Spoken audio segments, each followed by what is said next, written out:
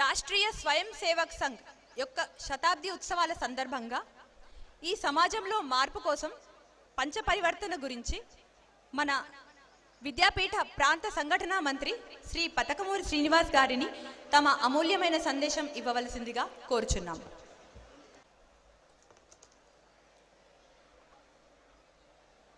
భారత్ మాతాకి. వేదికను అలంకరించినటువంటి పెద్దలు, గౌరవనీయులు ప్రొఫెసర్ తిరుపతిరావు గారు, శ్రీ లింగం సుధాకర్ రెడ్డి గారు, ఇతర పెద్దలు, కార్యక్రమానికి విచ్చేసినటువంటి పూర్వ ఆచార్యులు, పూర్వ విద్యార్థిని విద్యార్థులారా, అందరికీ నమస్కారం.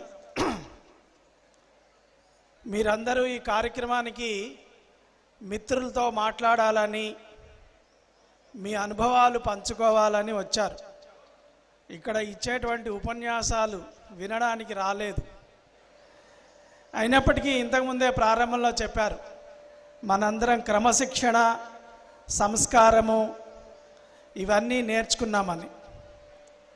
కాబట్టి శిశుమందిర విద్యార్థులుగా సభ జరుగుతూ ఉన్నప్పుడు మాట్లాడుకోకుండా వినడం మన సంస్కారము, మన క్రమశిక్షణ అనుకుంటాను. మనకి మాట్లాడుకోవడానికి సాయంత్రం వరకు సమయం ఉంది. కాబట్టి ఈ ఒక సభ బహుశా ఇంకొక గంటలో అయిపోతుంది. ఆ గంట సేపు ఇక్కడ చెప్పేటువంటి విషయాలు వింటే రేపొద్దున ఇక్కడికి రాని మీ మిత్రులన్నా ఎవరొచ్చారు, ఏం మాట్లాడారు అంటే చెప్పడానికి ఉంటుంది. లేకపోతే చాలా బాగా మాట్లాడారు కానీ ఏం మాట్లాడారో గుర్తులేదనే పరిస్థితి ఉండకుండా అందరూ శ్రద్ధగా ఉంటారు. సావధాన్, అల్లరి చేయొద్దు అని చెప్పడానికి నేను మీ ఆచార్యని కాదు, మీరు విద్యార్థులు కూడా కాదు ఇప్పుడు. కాబట్టి మీరందరూ డిసిప్లిన్ కలిగినటువంటి పూర్వ విద్యార్థులుగా కొద్దిసేపు సభా ప్రాంగణంలో ఉంటూ వింటారని చెప్పేసి ఆశిస్తూ, ఇప్పుడే మన సోదరి చెప్పింది పంచ పరివర్తన అని. రాష్ట్రీయ స్వయం సేవక సంఘము 100 సంవత్సరాలైన సందర్భంగా అనేక లక్ష్యాలు పెట్టుకుంది. ఆర్ఎస్ఎస్ పెద్ద పెద్ద కార్యక్రమాలు చేయాలి, పెద్ద పెద్ద ర్యాలీలు చేయాలి. వీటికంటే కూడా 100 సంవత్సరాల ఉత్సవాలు ఎలా జరపాలి అని అనుకున్నప్పుడు సమాజంలో మార్పు రావాలి. అనేక మార్పులు వచ్చినాయి ఇప్పటివరకు. ఈ 100 సంవత్సరాలు హిందూ సంఘటన జరిగింది, హిందూ చైతన్యం వచ్చింది, అనేక విజయాలు సాధించింది. కానీ ఇంకా మన దేశము, మన ప్రార్థనలో చెప్పినటువంటి జగశిర మౌర బనాయే భారత్, ఈ దేశము ప్రపంచంలో ఉన్నత సాధించాలి అంటే అనేక మార్పులు రావాలి. అందులో మన వ్యక్తిగతంగా కూడా మార్పులు రావాలి. అందులో మొట్టమొదటిది 5 విషయాలు ఉన్నాయి. ఒకటి వ్యక్తికి సంబంధించింది, రెండోది మన కుటుంబానికి సంబంధించింది, మూడోది సమాజము, నాలుగోది దేశము, ఐదోది సృష్టి.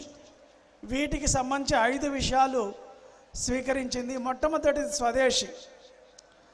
స్వదేశీ అంటే స్వభాష, స్వభూష, స్వవేషధారణ, స్వసంస్కృతి, స్వధర్మము, స్వదేశీ వస్తువుల వినియోగము. స్వ అనుకున్న ప్రతిదాన్ని కూడా ప్రేమించాలి. కాబట్టి మనందరం అది పాటిస్తున్నామా? వేషధారణ విషయంలో పాశ్చాత్యులు వేషధారణలోకి వెళ్తున్నామా? లేదా టైలర్ ఏ ఫ్యాషన్ చెప్తే అది పోతున్నామా? మన భారతీయ సంస్కృతి ఆధారంగా వేషధారణ ఉంటుందా? కేవలం ఇక్కడ మన శిశుమందిర కార్యక్రమాలకు వచ్చినప్పుడే కాదు, మీ పిల్లలకి ఏమి వేషధారణ వేస్తున్నారు, ఫంక్షన్లో ఏమి వేషధారణ ఉంటుంది, భారతీయ సంస్కృతి సాంప్రదాయాలకు అనుగుణంగా ఉండాలి. భాష, ఇప్పుడు అన్ని ఇంగ్లీష్ మీడియం స్కూల్స్ వచ్చినాయి, శిశుమందిరాలతో సహా ఇంగ్లీష్ నేర్చుకుంటున్నారు. కానీ తెలుగు గుర్తుంటుందా? ఐ డోంట్ నో తెలుగు అని ఫ్యాషన్గా చెప్తున్నారు.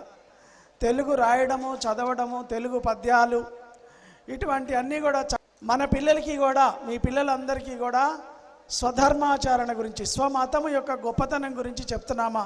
శిశుమందిరాల్లో ఏవైతే నేర్చుకున్నామో అవి నెక్స్ట్ తరానికి మీ అందరూ కూడా నేర్పిస్తున్నారా? కాబట్టి మన జీవితంలో స్వదేశీ, ముఖ్యంగా పండుగలు జరుపుకోవడం. ఇప్పుడు అన్ని ఇళ్లలో పుట్టినరోజు పండుగలు, వివాహ వేడుకలు జరుపుకుంటున్నారు. ఇవి కేకు లేకుండా జరగడం లేదు. ఎక్కడి నుంచి వచ్చింది ఈ కేకు సంస్కృతి? కాబట్టి శిశు మందిర విద్యార్థులుగా మనమే వాటిని ఆచరించకపోతే ఇంక ఎవరికి చెప్తాము? కాబట్టి ఇటువంటి పండుగల ఇంకా జనవరి 1 జరుపుకుంటున్నామా హ్యాపీ న్యూ ఇయర్ అని? హ్యాపీ న్యూ ఇయర్కి ముగ్గులు వేస్తున్నామా? మన ఉగాది పండుగనే అత్యంత సంబరంగా జరుపుకుంటున్నామా? ఇవన్నీ మీరు విన్న విషయాలే, కానీ వినడం ముఖ్యం కాదు, తెలియడం ముఖ్యం కాదు, మన ఆచరణ ముఖ్యము. మనలో మార్పు వస్తే మనల్ని చూసి ఇంకో 10 మంది మారుతారు, 10 మందిని చూసి 100 మందిని మారుతారు.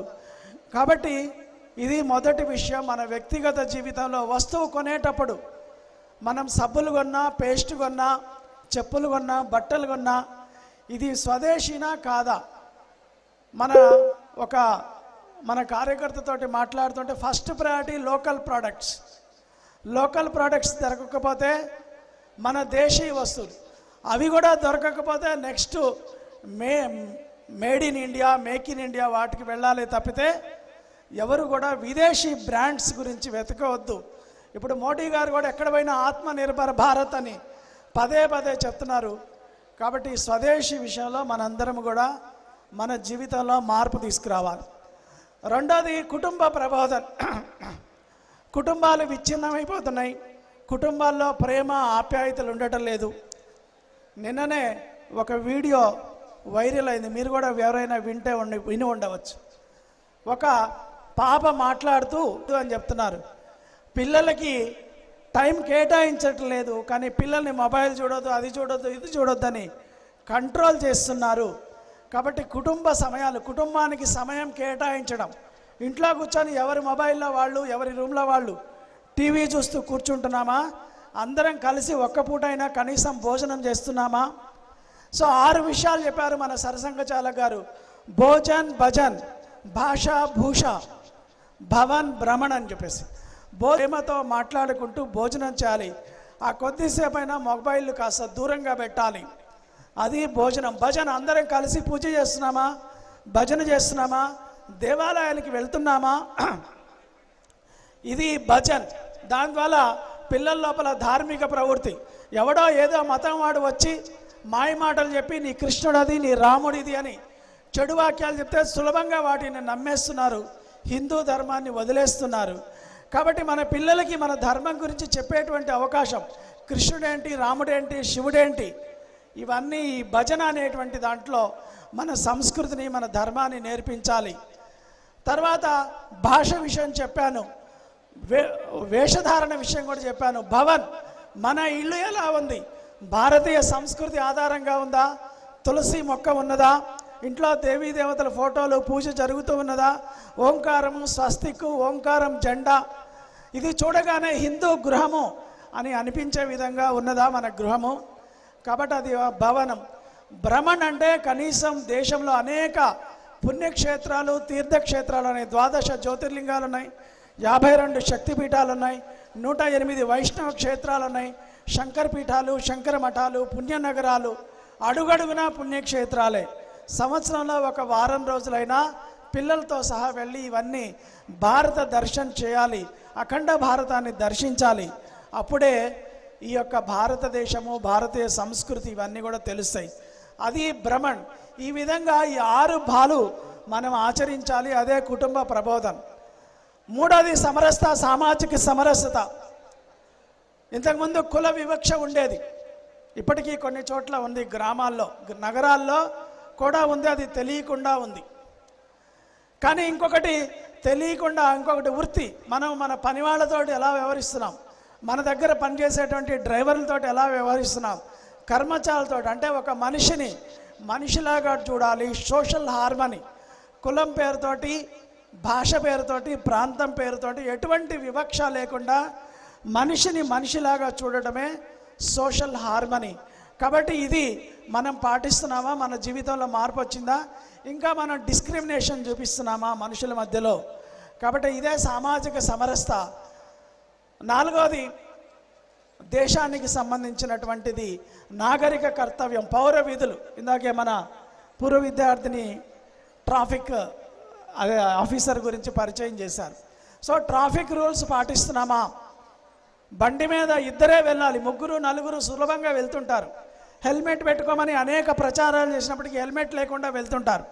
కాబట్టి హెల్మెట్ పెట్టుకొని వెళ్ళడము, సీట్ బెల్ట్ పెట్టుకోవడము, పరిమితికి మించి వెళ్లకుండా ఉండడము, ఇటువంటి అనేక ట్రాఫిక్ రూల్స్ ఏవైతే ఉన్నాయో అవన్నీ పాటించాలి. అంతేకాదు విద్యుత్తుని పొదుపు చేయాలి. విద్యుత్ మనం బిల్లు కడుతున్నాం కానీ ఇష్టం వచ్చినట్టు వృధా చేయకూడదు. అది జాతీయ ఆస్తి. నీటిని వృధా చేయకూడదు, పరిసరాల్ని పాడు చేయకూడదు. కాబట్టి పర్యావరణంలో ఉండేటువంటి తర్వాత నాగరిక కర్తవ్యం, మన యొక్క పౌరులుగా మనకి అనేక విధులు ఉన్నాయి. హక్కుల గురించే కాదు మన బాధ్యతల గురించి కూడా మాట్లాడుతూ మన జీవితంలో ట్రాఫిక్ రూల్స్, రెడ్ సిగ్నల్ పడితే అటు ఇటు చూస్తారు, పోలీసు లేకుంటే జంప్ చేసి వెళ్ళిపోతారు. రెడ్ సిగ్నల్ పడితే ఆగాలి అనేటువంటి ఇటువంటి చిన్న చిన్న విషయాల దగ్గర నుంచి పన్నులు సకాలంలో కట్టడము, లైసెన్స్ లేకుండా బండి నడపకపోవడం, మనము పన్నులు ఎలా ఎగ్గొట్టాలి, ఎలా తక్కువ చేయాలి కాదు, మనం బాధ్యతగా ఇన్కమ్ ట్యాక్స్ కానివ్వండి, హౌస్ ట్యాక్స్ కానివ్వండి, జిఎస్టీ ఏదైనా సరే మన కర్తవ్యంగా భావించి అప్పుడే మన దేశ అభివృద్ధి సాధ్యమవుతుంది. పన్నులు సక్రమంగా కట్టడం ఇవన్నీ కూడా మన యొక్క పౌర విధులు. మహాపురుషులు గౌరవించడం, జాతీయ గీతాన్ని, జాతీయ గేయాన్ని గౌరవించడం, ఇటువంటి అనేక విషయాలు ఉన్నాయి. చివరిగా పర్యావరణం, పేడ్ బడావో జల్ బచావో, ప్లాస్టిక్ బ్యాన్ కరో అంటే వృక్షారోపణ, వృక్షాలు పెంచాలి. గ్లోబల్ వార్మింగ్, ఇప్పుడిప్పుడే మార్చిలోకి వచ్చాము, వేడి పెరిగిపోయింది. కాబట్టి ఇది కాకుండా ఉండాలన్నట్లయితే చెట్ల మధ్యలో ఉండాలి, మన మధ్యలో చెట్లు ఉండడం కాదు. ఇల్లు కడితే తప్పకుండా మొక్కలు కూడా ఉండాలి.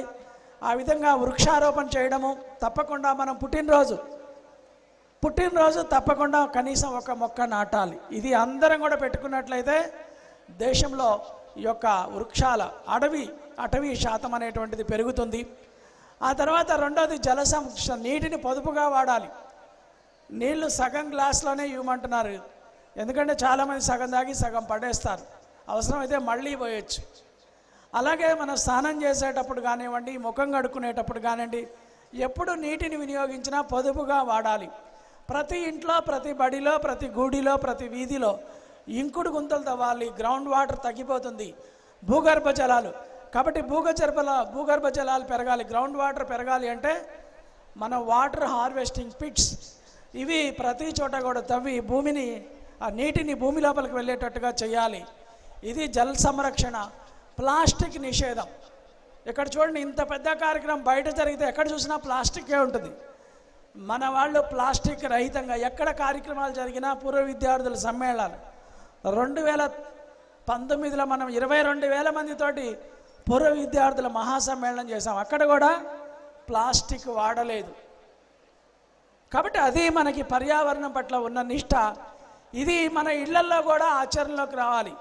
మన స్కూల్లో, మన ఇంట్లో, గుడిలో, ఎక్కడ మన పండుగలు, మన ఫంక్షన్స్ విపరీతంగా ప్లాస్టిక్ బాటిల్స్, ప్లాస్టిక్ ప్లేట్స్, ఇది పర్యావరణానికి చాలా హాని కలిగిస్తుంది. కాబట్టి మన ఇంటి నుంచి మార్పు రావాలి, ఎక్కడా నేను ప్లాస్టిక్ వాడను అనేటువంటిది. ఆ విధంగా లాస్ట్ది వేస్ట్ మేనేజ్మెంట్, చెత్త నిర్వహణ. కాబట్టి ఎక్కడంటే అక్కడ చెత్త పడేయకూడదు, చెత్తని చెత్త బుట్టలోనే వేయాలి. తప్పనిసరిగా కొన్ని వాడాల్సి వస్తుంది ప్లాస్టిక్. ఇవాళ రేపు నూనె ప్యాకెట్లు దగ్గర నుంచి పాల ప్యాకెట్ల వరకు అన్నీ ప్లాస్టిక్ ప్యాకింగ్సే వస్తున్నాయి. అవి కట్ చేసినప్పుడు ఎక్కడంటే అక్కడ పడేయకుండా ఖచ్చితంగా చెత్త బుట్టలో వేయాలి, దాన్ని రీసైక్లింగ్ పంపించాలి. ఆ విధంగా వేస్ట్ మేనేజ్మెంట్ ఏదైతే ఉందో అది కూడా సక్రమంగా జరగాలి. అప్పుడే మన యొక్క స్వచ్ఛ భారత్ అంటున్నారు మోడీ గారు. అది ఒక్క మోడీ గారికి సంబంధించింది కాదు, ప్రతి ఒక్కరికి సంబంధించినటువంటిది. మన సంస్కృతి యమ నియమాల్లో కూడా శౌచము అనేది ఉంది, శౌచ సంతోష స్వాధ్యాయ తపస్సీశ్వర ప్రణిధానం అని. కాబట్టి ఆ శౌచము మన ప్రతి ఒక్కరి జీవితంలో ఆంతరంగికమైనటువంటి శౌచం ఉండాలి, బాహ్యమైనటువంటి పరిసరాల శుభ్రత, ఇవన్నీ మన నుండి ప్రారంభం చేయాలి.